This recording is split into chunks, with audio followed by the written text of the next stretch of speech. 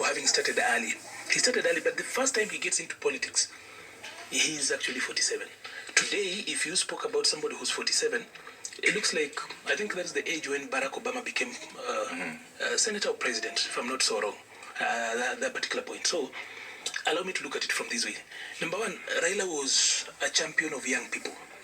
It is during Raila's time when he got into the executive space that we started having these free things. Like, for example, I've just told you about how we, at that particular point, were able to get the National Youth Council, which somehow subsequent regimes have ensured that after our election, it's become difficult for there being any other sitting council. The government has made excuses over time, but Raila did not find it difficult for us to actually get to the National Youth Council. At that point when it looked like it was, there had been Yes Youth Can. At that particular point, it was quote-unquote funded by the West to destabilize the government. But then we had been trying to have a way of a structured youth engagement. He pushed through the National Youth Council.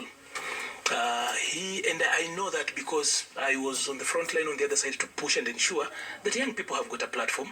And many times I actually ended up in a meeting. Like I've told you, my first engagement with him one-on-one was I had organized a demo that went to his office and blocked him, and people like Yogo and the others were not so happy, but eventually they worked around us and ensured that we will work on that. Secondly, he pushed through issues. That's why he brought in somebody like Jane Moringi, a youth advisor.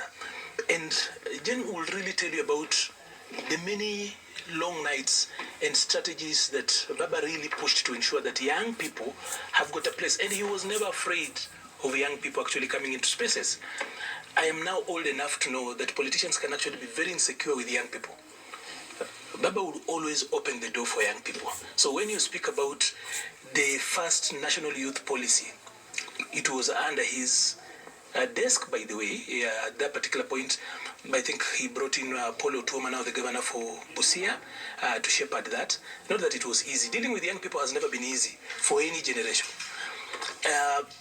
He always opened the door. He always allowed the youthfulness for young people to actually go out and do things differently. And that is why you realize that he has always been the youth candidate. Raila has always been the youth candidate.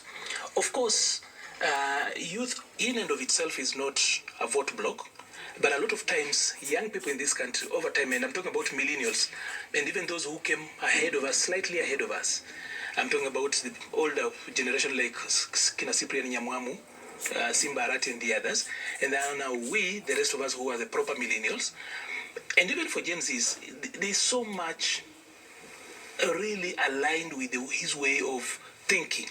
Secondly, Raila for me is the most tribalized person I've ever met. When he became the prime minister, that is the first time, even though I had gone to school properly, I saw some tribes in government offices. And I became a very frequent person within the second and third floor at BP and Shell House. At that particular point, you met guys from Northeastern, now playing more significant roles. You met people coming from different places. And there are so many people who, if it were not for Raila, this country would not know them, for example.